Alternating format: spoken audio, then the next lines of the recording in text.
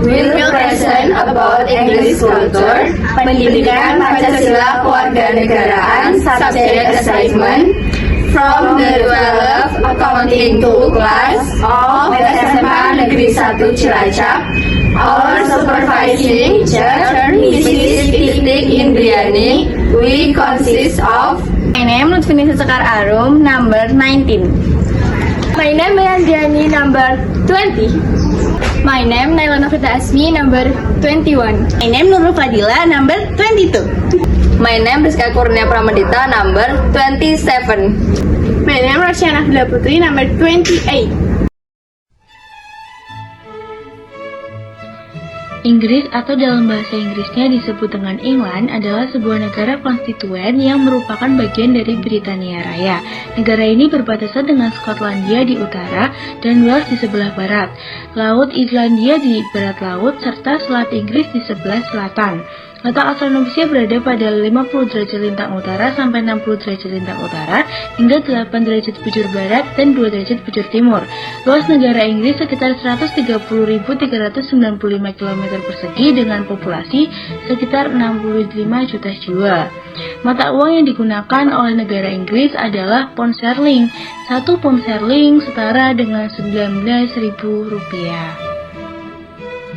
Dahulu, ibu kota Inggris ada di Winchester, namun pada tahun 1966 digantikan oleh kota London. Bentuk pemerintahan kota Inggris. Bentuk negara Inggris adalah kerajaan atau monarki konstitusional dengan sistem politik didasarkan pada asas demokrasi liberal. Sedangkan sistem pemerintahannya adalah demokrasi parlementer.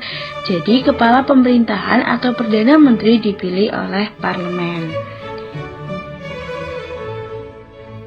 Etnis yang mendiami negara Inggris adalah etnis dari bangsa Celt yang berasal dari negara Skotlandia, Irlandia, dan Wales, dan bangsa Jerman yang berasal dari negara Anglo, Jute, Denmark, dan Norman.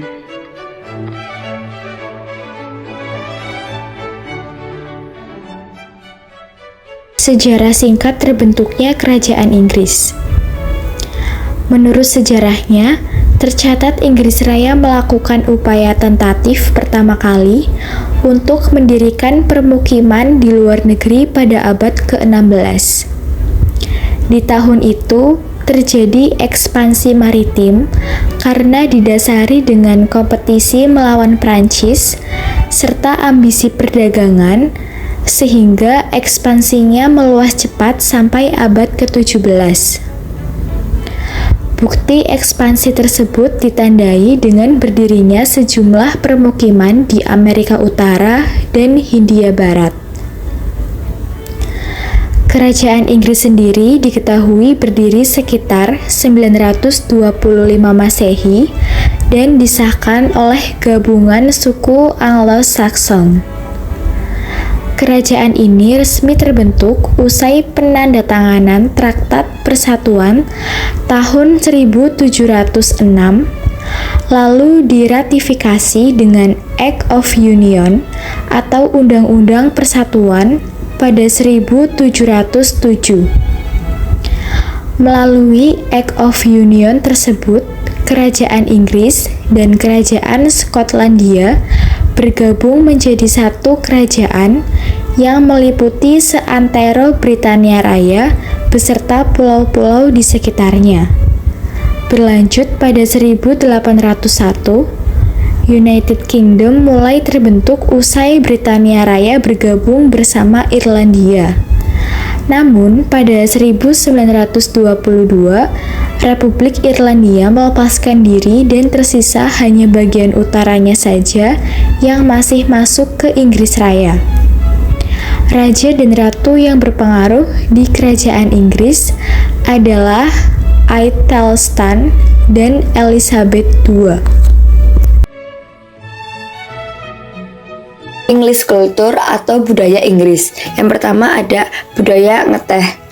Inggris mempunyai budaya minum teh yang sudah ada sejak abad ke-18. Awalnya, teh hanya menjadi minuman obat-obatan saja, bahkan hanya dinikmati oleh kalangan bangsawan, karena merupakan komoditas yang mewah.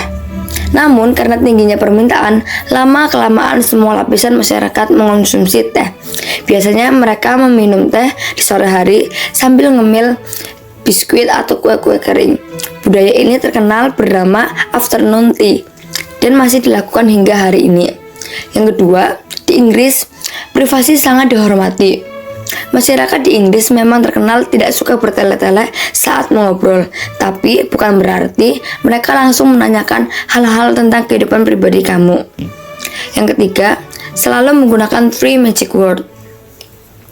Selain terkenal menghargai privasi, masyarakat Inggris juga terkenal sopan.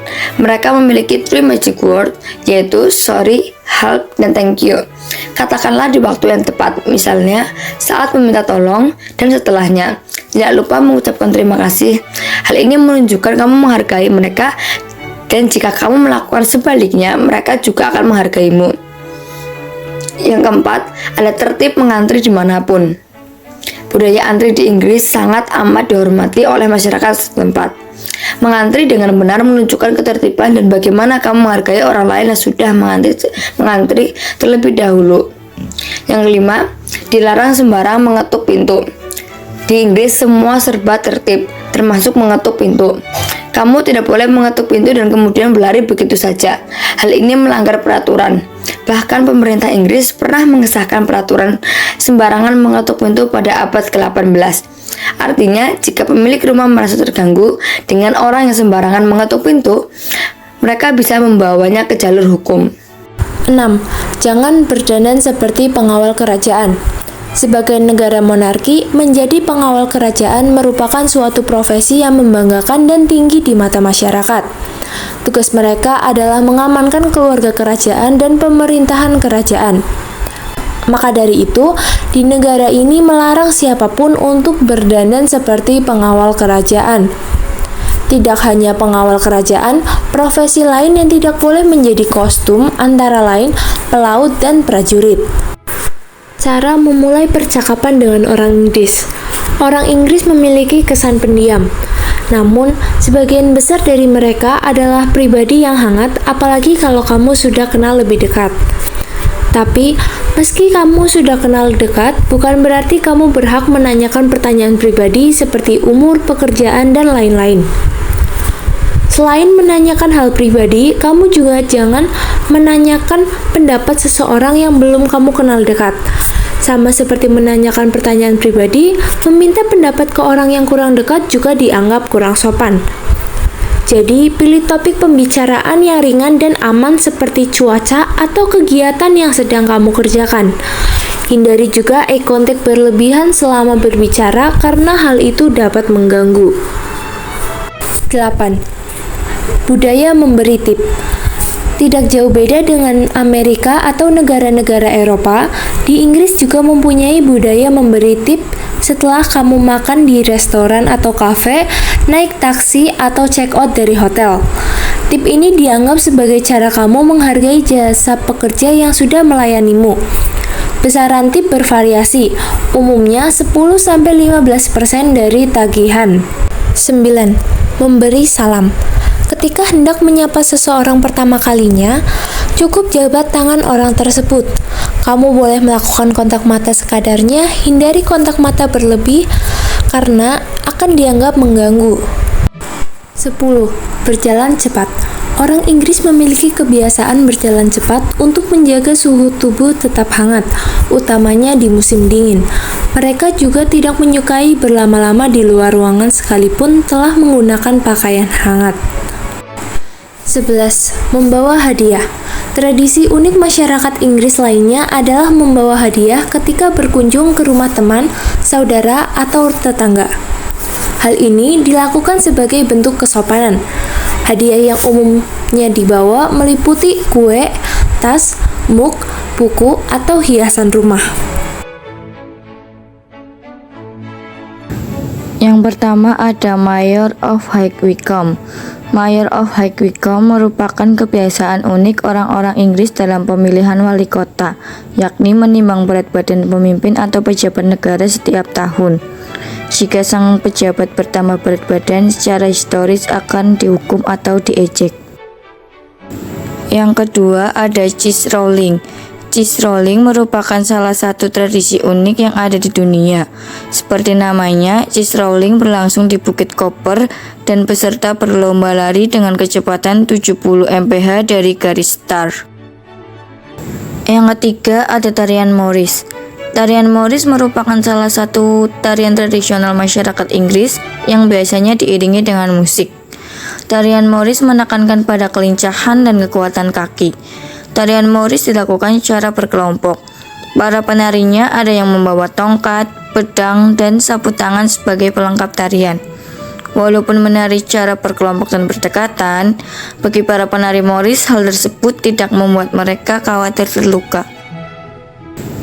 Yang keempat ada memancing cacing atau worm charming. Tradisi satu ini sangat menarik, yakni berburu cacing tanah dengan cara yang unik.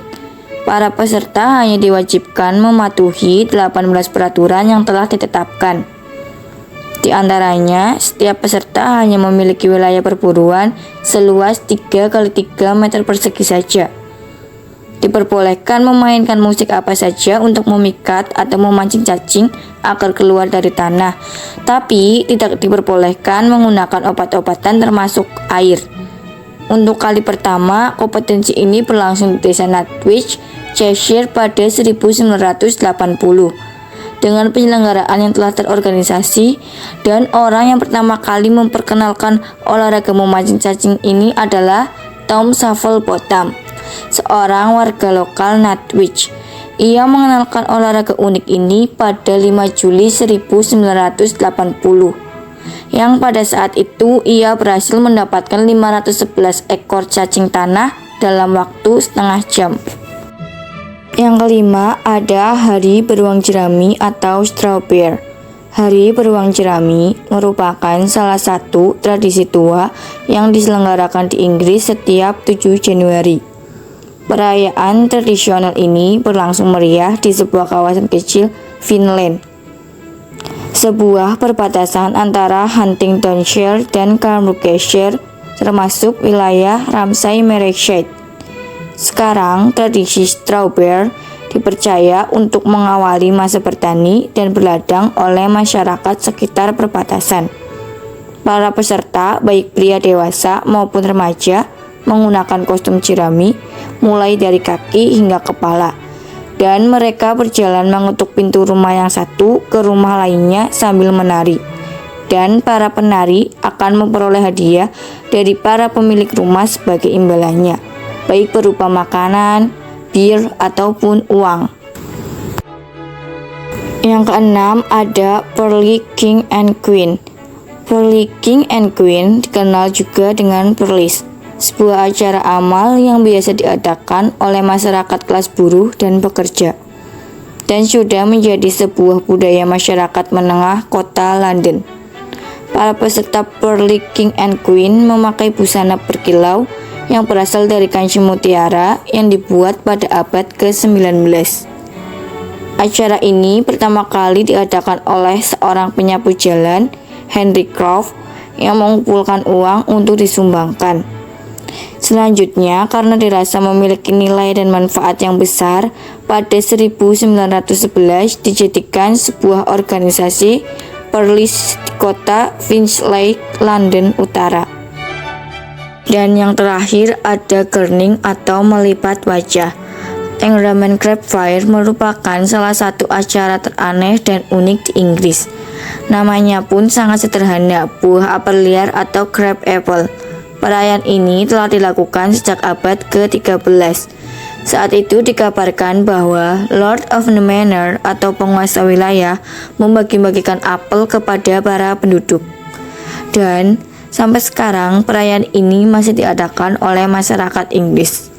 Bahkan selain acara peleparan apel, parade di dalam acara Ingham ini diadakan pula kompetisi, seperti menaiki tiang berminyak, kontes merokok, dan yang paling ditunggu-tunggu adalah kontes Gurning. Kontes Gurning selalu mengundang banyak perhatian, karena selain lucu, juga menyenangkan. Bagaimana tidak, kontes Gurning merupakan kompetisi yang mengajarkan pesertanya untuk melipat wajahnya. Inilah yang membuat kontes gardening memikat banyak perhatian. Tidak membutuhkan keahlian khusus ataupun latihan rutin, namun membutuhkan kepercayaan diri yang tinggi dan banyak gigi yang tanggal. Karena itu pula kontes ini banyak diikuti oleh lansia.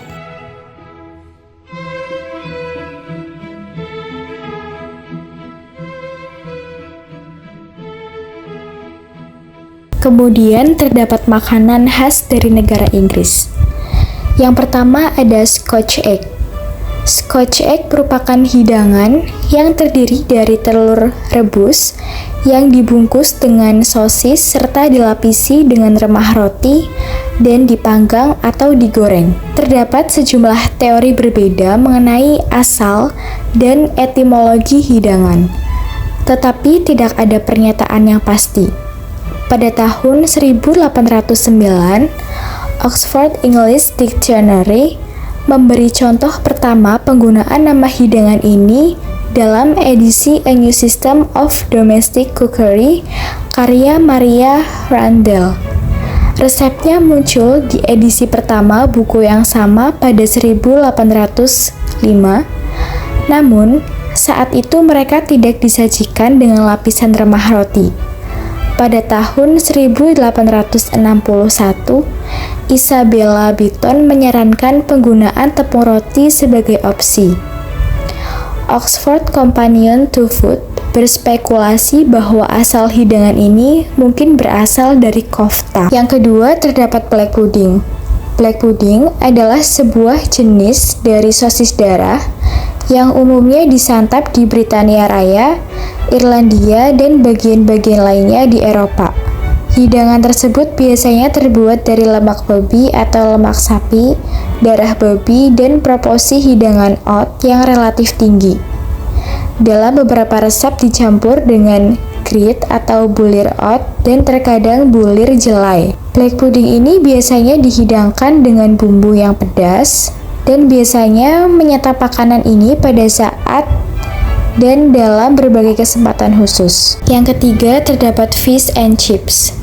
Fish and chips adalah makanan populer di kalangan kelas pekerja di Britania Raya sebagai hasil dari cepatnya perkembangan penangkapan ikan dengan pukat di Laut Utara. Diiringi pembangunan jalan kereta api yang menghubungkan pelabuhan-pelabuhan dengan kota-kota industri utama semasa paruh kedua abad ke-18.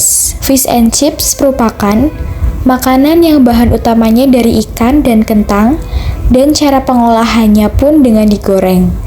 Makanan khas Inggris yang satu ini seringkali disajikan menyeluruh dengan saus tartar khas Inggris. Yang keempat, terdapat muffin. Muffin merupakan sejenis makanan tradisional berbentuk gulungan, bundar, dan tipis. Bahan dasarnya terbuat dari adonan roti yang diberi ragi. Cara makannya cukup unik. Harus disobek dulu dan diberi olesan mentega, kemudian dipanggang lagi. Kemudian yang kelima, terdapat Lancashire Hot Pot. Lancashire Hot Pot adalah sebuah hidangan panggang yang terdiri dari daging, bawang merah, dan kentang yang dipanggang di dalam panci besar selama sehari dengan api kecil. Makanan ini berasal dari kota industri Lancashire di barat laut Inggris. Makanan ini sangat mudah untuk dibuat. Di Inggris, makanan ini dihidangkan di banyak pesta karena pembuatannya mudah untuk banyak orang dan harganya yang murah. Pakaian tradisional Era Tudor, tahun 1485 hingga 1603 Masehi.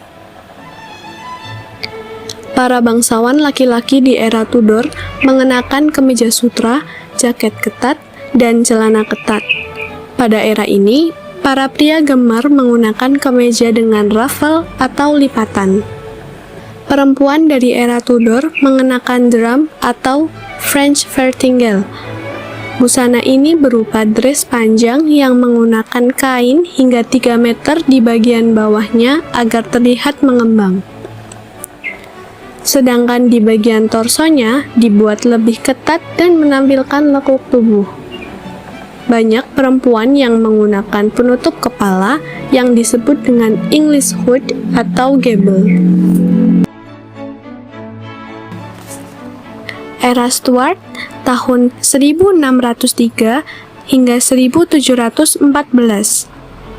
Pada era yang dipimpin oleh Raja James I, para laki-laki dari era ini mengenakan setelan berupa doublet dan kemeja panjang dengan belahan di bagian dada serta lengan. Mereka juga menggunakan celana dengan panjang selutut dan sepatu boot yang terbuat dari kulit. Para perempuan dari era Stuart menggunakan bagian torso terlihat lebih panjang dan ketat dengan perpaduan French farthingale yang lebar dari bagian pinggang. Era Victoria tahun 1837 hingga 1901. Gaya busana perempuan di masa ini berbeda dengan era sebelumnya, lebih mewah dan glamour. Di era ini, korset ketat dan rok lebar kembali lagi dengan penambahan aksesoris seperti kerah tambahan. Para laki-laki di era Victoria, mereka mengenakan setelan jas yang pas di tubuh dan terlihat lebih gagah. Mereka juga menggunakan topi bundar sebagai pelengkap pakaian sehari-hari. Era masa kini, 1900-an hingga sekarang. Busana laki-laki di zaman ini memiliki bantalan bahu, sehingga membuat bahu pria terlihat lebih bidang. Celana yang dikenakan tak lagi selutut, tetapi celana panjang berpotongan lurus. Sedangkan busana gaun yang dikenakan perempuan di era ini untuk acara formal memiliki siluet lebih klasik yang terbuat dari bahan satin atau sequin untuk memberikan kesan romantis.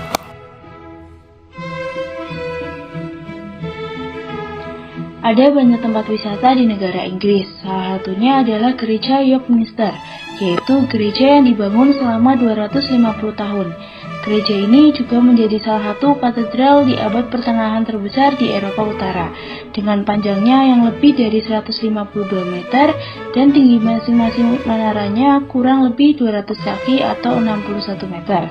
Banyak tempat-tempat yang digunakan oleh wisatawan sebagai tempat untuk berfotoria di sini. Bukan hanya gereja, Inggris juga memiliki tempat wisata yang terkenal, seperti halnya adalah Big Ben. Selain Big Ben, ada juga London Eye dan juga Hyde Park yang menarik dan menjadi salah satu taman terbesar di kota London. Di sana juga ada museum yang sangat terkenal, yaitu The British Museum, Millennium Bridge, dan Soho London.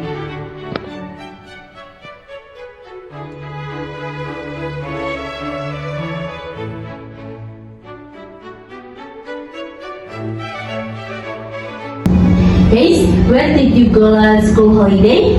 I'm not going anywhere. I also want to stay at home. I will go to the Wadi beach in Kebumen. Isn't the beach nice? Yes, the beach is nice. There is Beach.